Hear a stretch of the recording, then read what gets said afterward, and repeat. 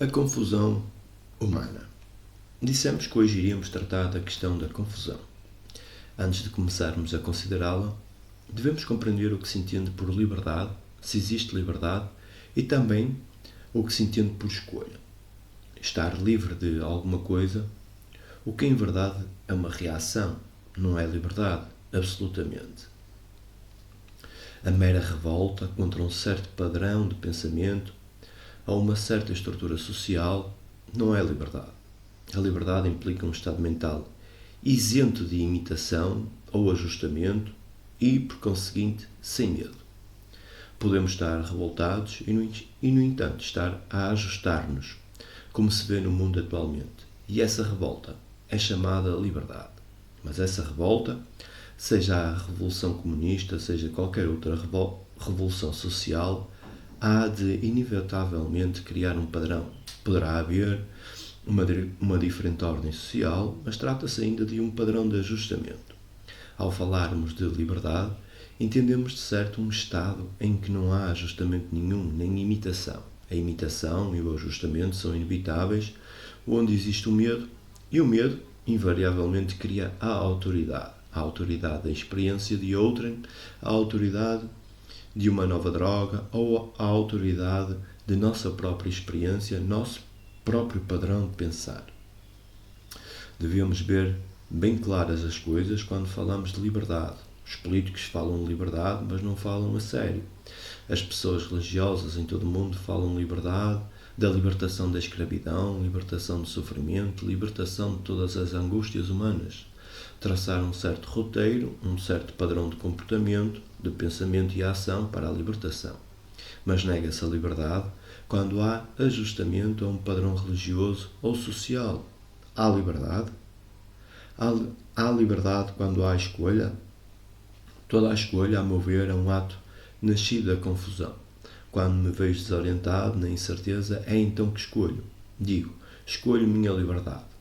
Sou livre para escolher. Mas a escolha não é resultado da incerteza? Por causa de minha confusão, desorientação, incerteza, falta de clarividência, por causa disso atuo. Escolho um guia, escolho uma determinada linha de ação, vinculo-me a uma determinada atividade. Mas essa atividade, esse padrão de ação, a busca de um determinado modo de pensamento, resulta de minha confusão. Se não estou confuso, se não há confusão de espécie alguma, não há então escolha. Vejo as coisas como são, não atuo por escolha. A mente capaz de escolher é, com efeito, uma mente muito confusa. Talvez não concordeis comigo, mas permiti-me sugerir-vos ouvir tudo, até ao fim, sem concordar nem discordar. Como há dias dissemos, não estamos aqui fazendo propaganda de uma dada filosofia, de uma certa norma de ação, nem tampouco estamos expondo certos princípios. Tudo isso só indica absoluta falta de liberdade.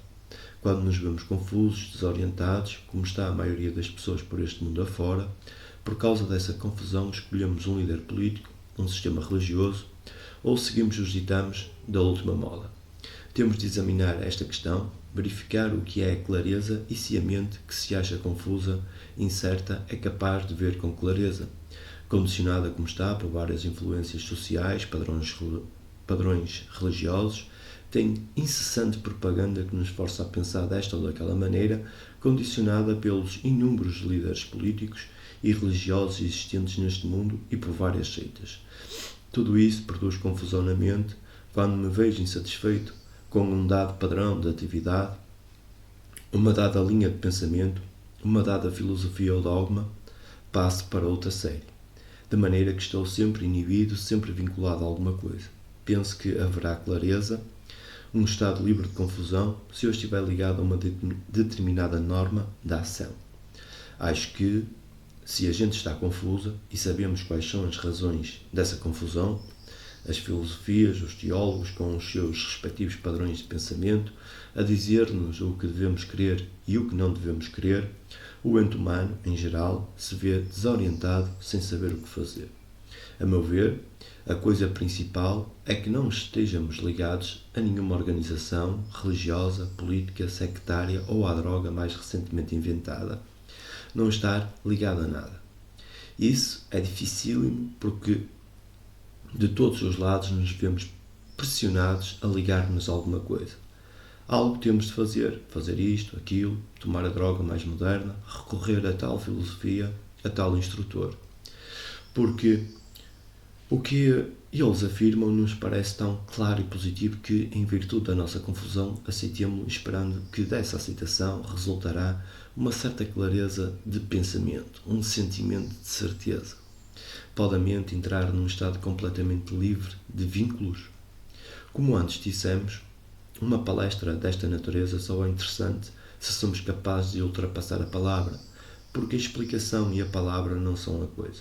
Pode haver uma centena de explicações das razões da nossa confusão, mas a mente que deseja, que exige estar liberta da confusão, não se satisfaz com explicações, com palavras, com nenhuma autoridade. Podemos, nesta tarde, descobrir por nós mesmos se é possível à mente que percebe a sua confusão, que reconhece estar ligada a uma determinada norma da ação social ou religiosa, quebrar todos os vínculos, não porque alguém disse que deve fazê-lo, porém por compreender que qualquer padrão de pensamento ou ação engendra mais confusão. Se a mente exige clareza, exige estar livre de toda a sua confusão, por compreender a necessidade de liberdade, essa própria compreensão liberta a mente de seus vínculos, e isso é uma das coisas mais difíceis que há. Estamos comprometidos porque pensamos que tal compromisso nos conduzirá a uma certa clareza, a uma certa facilidade à ação. E quando nenhum compromisso temos, sentimos-nos como que perdidos, desorientados, porque em torno de nós todos estão comprometidos. Passamos deste grupo para aquele grupo, deste instrutor para aquele instrutor. Seguimos um certo líder ou guia. Todos estão presos nesta rede e se não queremos estar comprometidos, precisamos compreender o que todo compromisso implica. Se percebemos um perigo, se o vemos com toda a clareza, não o tocamos nem nos acercamos dele. Mas ver com clareza é muito difícil porque a mente diz: preciso fazer alguma coisa, agir. Não posso esperar, que devo fazer? Ora, certamente está confusa. Antes de tudo, perceber que está perturbada e também compreender que todo o movimento procedente dessa perturbação só irá criar mais perturbação.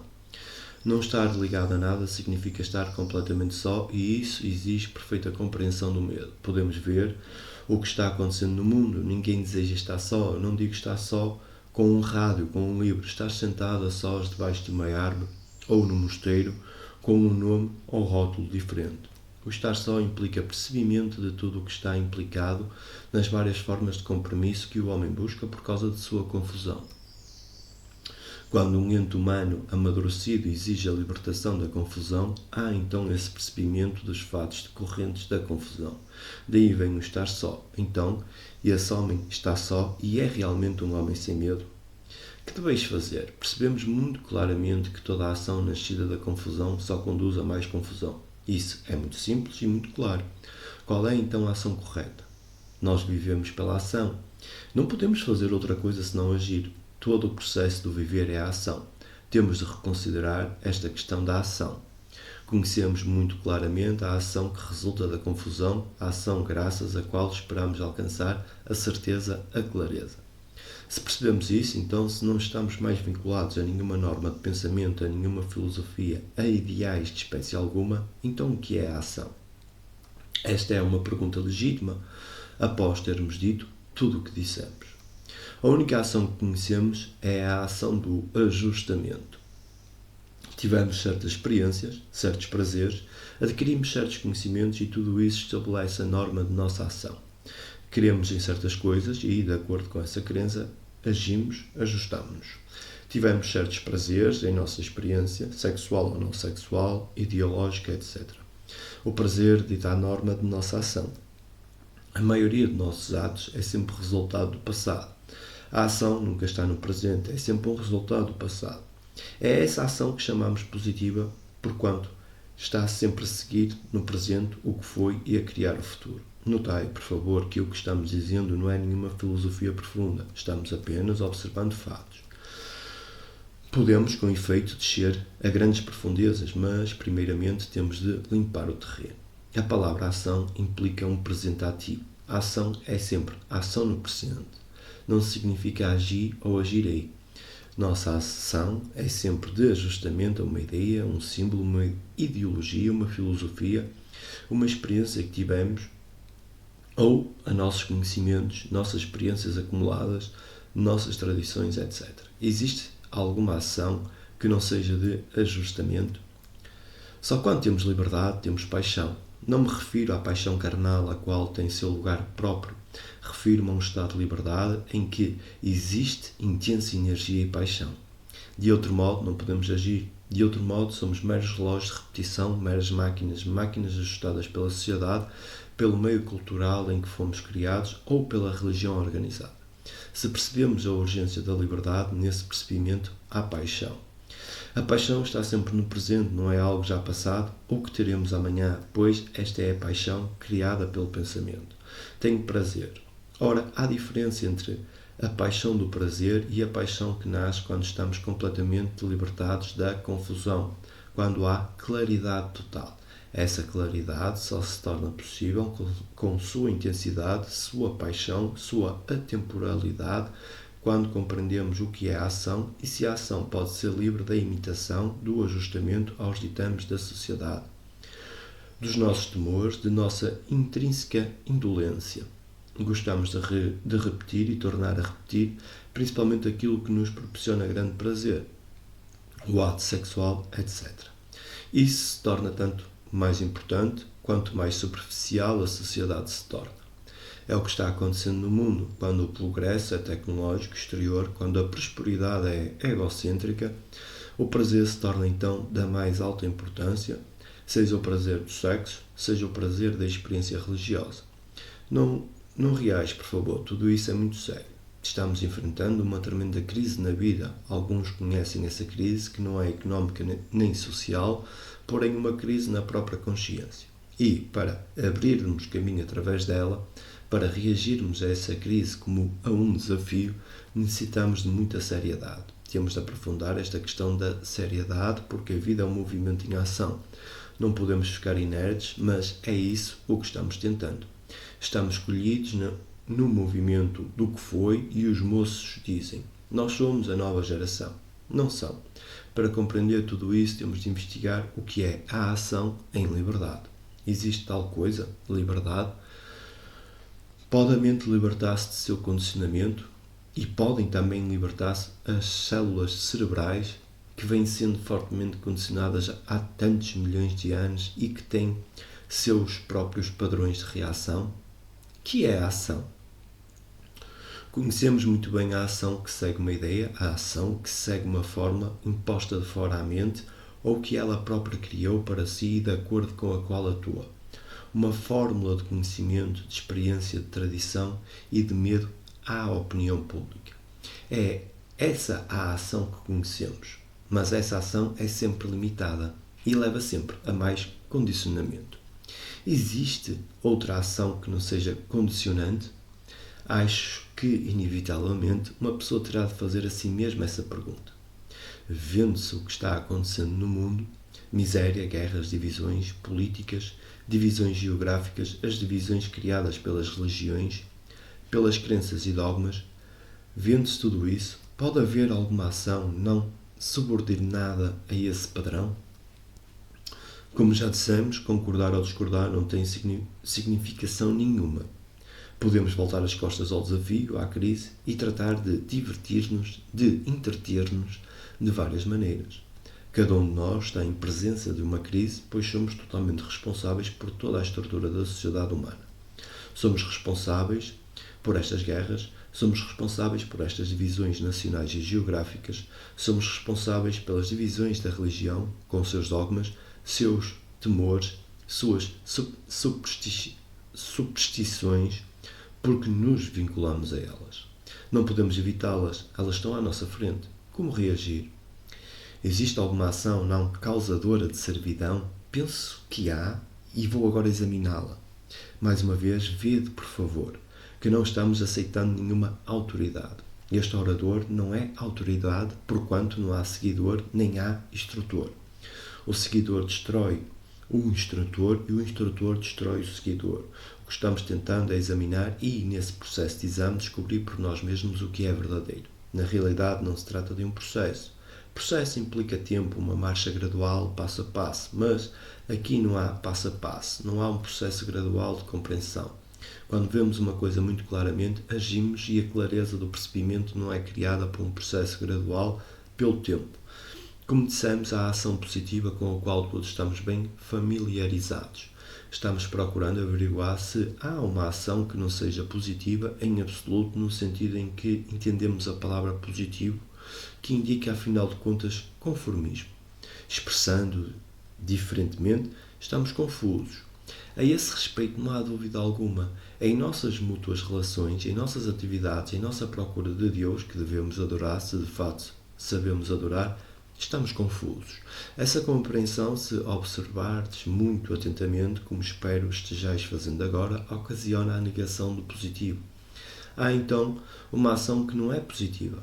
A própria negação do positivo é a ação negativa. Deixai-me formular isso de maneira diferente. Existe a ação não baseada num processo mecânico?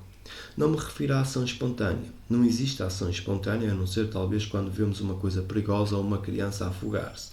Mas uma coisa dessas não se nos apresenta diariamente. Cumpre-nos descobrir, encontrar aquela outra forma de ação, porque, de contrário, permaneceremos simples máquinas, como o é a maioria dos entes humanos, com sua rotina diária, frequentando um escritório durante 40 anos, com a ação sempre repetida do prazer, etc.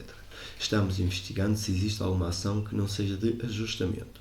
Para a descobrirmos, a ação positiva tem de terminar. É possível a ação positiva terminar sem ser por imposição da vontade? Se houver imposição da vontade, uma determinação de pôr termo à ação positiva, essa determinação criará um novo padrão de ajustamento e, portanto, será uma ação de ajustamento. Quando digo não farei isto, essa asserção da vontade é um produto do meu desejo de achar alguma coisa nova. Mas o velho padrão, a velha atividade, é criada pelo desejo, pelo medo, pelo prazer, negando o velho padrão pela ação da vontade. Criei o mesmo padrão numa esfera diferente. Nos 5.000 anos que passaram desde o início da história, o homem sempre escolheu o caminho da guerra, cerca de 15.000 guerras, quase 3 guerras por ano, e ainda não rejeitamos as guerras. Temos guerras favoritas e guerras não favoritas. Não rejeitamos a violência e isso indica que o homem não deseja a paz. A paz não é uma pausa entre duas guerras, não é a paz do político. A paz é a coisa inteiramente diversa. Vem a paz quando estamos libertados do positivo. Quando totalmente negamos a guerra ou totalmente negamos a divisão dos absurdos religiosos porque compreendemos perfeitamente a natureza e a estrutura de tudo isso e não porque não gostamos disto ou daquilo. Isso nada tem que ver com gostar ou não gostar. Nessa própria rejeição há negação e dessa negação decorre uma ação que nunca se ajusta. A mente confusa que busca a clareza só pode confundir-se cada vez mais porque uma mente confusa não pode achar a clareza. Está confusa. O que pode fazer? Toda a busca de sua parte só a levará a maior confusão. Não, parecemos perceber isso. Quando a mente está confusa, devemos deter-nos de ter toda e qualquer atividade. E essa própria detenção é o começo do novo, que é a ação mais positiva. Positiva num sentido inteiramente diferente. Tudo isso implica que deve haver um profundo autoconhecimento, conhecimento de toda a estrutura do nosso pensar-sentir, dos motivos, dos temores, das ânsias, da culpa, do desespero. Para conhecermos todo o conteúdo de nossa mente, temos de estar vigilantes no sentido de observar sem resistência ou condenação, sem aprovação ou reprovação, sem prazer ou desprazer, observar simplesmente. Essa observação é a negação da estrutura psicológica da sociedade que diz deveis, não deveis. Por conseguinte, o autoconhecimento é o começo da sabedoria, é também o começo e o fim do sofrimento. O autoconhecimento não pode ser adquirido num livro, nem com procurarmos um psicólogo para sermos examinados analiticamente. Autoconhecimento é compreender verdadeiramente o que há em nós, dores, ânsias, vê-lo sem nenhuma desfiguração. Desse percebimento nasce a clareza. Interrogante: como podemos começar a conhecer a nós mesmos? Krishnamurti: não sei por que dificultamos tudo. Em primeiro lugar, nós não nos conhecemos absolutamente. Somos todos personalidades de segunda mão. Vivemos-nos à mercê dos analistas, de filósofos, dos instrutores. Para conhecermos a nós mesmos, temos de compreender o que é aprender. Aprender é muito diferente de acumular conhecimentos. O aprender está sempre no presente ativo. O conhecimento é sempre do passado. A mente que aprende uma língua está acumulando palavras, armazenando. Toda a técnica é assim. Com essa acumulação, a mente atua. Coisa muito diferente é o aprender. O aprender nunca acumula. Tenho de acumular se preciso de aprender uma técnica. E com essa técnica, com essa capacidade que adquiri, eu opero e aumento a minha eficiência. Isso de certo não é aprender. Aprender é um movimento, um estado fluido, e não há essa fluidez no momento em que há o estado de conhecimento, o qual é essencial quando estamos funcionando tecnologicamente. Mas a vida não é acumulação tecnológica, a vida é um movimento e para aprendê-la e segui-la temos de aprender a todo momento. Para aprender não há acumulação. Essa é a primeira coisa que cumpre observar. Para que haja autoconhecimento, tem de haver uma ação de aprender a cada minuto. Não tendo aprendido, olho-me e acrescento mais alguma coisa a esse conhecimento, depois de ter olhado a mim mesmo. Nesse processo é mantida a separação entre o observador e a coisa observada. Vede, Senhor, desejo conhecer-me. Em primeiro lugar, disseram-me muitas coisas a respeito de mim mesmo, que sou a alma, a chama eterna, e sabe Deus o que mais. Há dúzias de filosofias e de ideias, eu superior, eu inferior, realidade permanente, etc. Desejo conhecer a mim mesmo, portanto, é bem óbvio que tenho de rejeitar tudo isso. Tenho de rejeitá-lo observando a maneira terrível como a mente tem sido influenciada. Somos escravos da propaganda religiosa, militar, comercial. É o que somos. E para compreendê-lo não podemos condená-lo. Não devemos dizer isto é bom, isto é mau, devo conservar isto. Não devo conservar isto. Temos de observar. Para observar não deve haver condenação, nem justificação, nem aceitação. Então começa a aprender. Aprender não é acumulação. Então eu observo para ver o que sou. Não o que eu gostaria de ser, porém o que sou realmente. Não estou aflito. Não digo, como é terrível isso que sou. Sou assim, não o condeno nem o aceito. Observo. Vejo as tendências do meu pensar, o padrão do meu pensar, do meu sentir, vejo os meus motivos, temores, ansiedades. Quem é o observador? Isto não é filosofia profunda, é uma coisa comum de todos os dias. Quem é o observador? Quem é o eu que diz eu olho? O eu que olha são as experiências, combinações, observações, conhecimentos, etc. E ele é o centro, o observador. Ele se separa da coisa observada, ele diz, eu estou observando o meu medo, a minha culpa, o meu desespero, mas o observador é a coisa observada. Se não fosse, não reconheceria o seu desespero. Sei o que é desespero, o que é solução, e essa memória permanece. Na primeira vez que ela aparece, digo que é uma coisa diferente de mim. A divisão em observador e a coisa observada gera um conflito, e saio então por uma tangente procurando descobrir uma maneira de resolver esse conflito. Mas o fato é que o observador é a coisa observada. Isso não é um conceito intelectual, porém um fato. Quando o observador é a coisa observada, então aprender é agir. Não aprendo para depois agir, mas essa ação só se verifica quando o observador é o objeto observado. Essa ação é a negação do que foi do processo mecânico. Interrogante: existe um estado de percebimento em que o passado não se reafirme continuamente? Krishnamurti: há o percebimento do processo total do tempo, do processo total e não do processo fragmentário constituído de ontem, hoje e amanhã. Temos de reconsiderar toda a questão do tempo, mas o momento não é oportuno para o fazermos. Se há total percebimento do tempo, não há então continuidade, como estou cônscio, ou estive cônscio, ou estarei cônscio. Quando estáis completamente atento com a vossa mente, o vosso coração, vossos nervos, vossos olhos, vossos ouvidos, quando tudo está atento, não há nenhum tempo. Não dizeis então, estive atento ontem e hoje não estou atento. A atenção não é um movimento, momentum contínuo do tempo. Ou estás atento ou não estás atento. Em geral, estamos desatentos. E nesse estado de desatenção criamos aflições para nós mesmos. Se estás totalmente atento ao que está ocorrendo no mundo, fome, guerras, doenças, tudo, deixa então de existir a divisão do homem contra o homem. Interrogante: há momentos quase assim, mas no dia seguinte ou no momento seguinte eles foram, como posso conservar aquela memória que eu tive? Krishnamurti, uma memória é coisa morta. Por conseguinte, não é percebimento, não é atenção. A atenção está sempre no presente. Nisso consiste a arte de viver, Senhor. Quando estiveres desatento, não fazais nada. Isso requer muita inteligência e muita observação.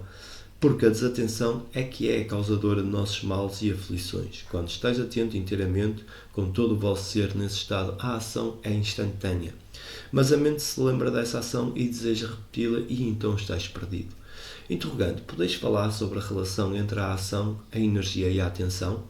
Krishnamurti, é o que eu estou fazendo, Senhor. A desatenção é dissipação de energia. Mas nós somos exercitados pela educação, pela estrutura social e psicológica do mundo para estar desatentos. Outros pensam por nós, dizem-nos o que devemos fazer, o que devemos querer, dizem-nos como devemos experimentar, mandam-nos fazer uso de drogas. E nós? Quais carneiros os seguimos? Tudo isso é desatenção. Quando há autoconhecimento, quando estamos penetrando profundamente em toda a estrutura da natureza de nós mesmos, então a atenção se torna uma coisa natural. Há grande beleza na atenção.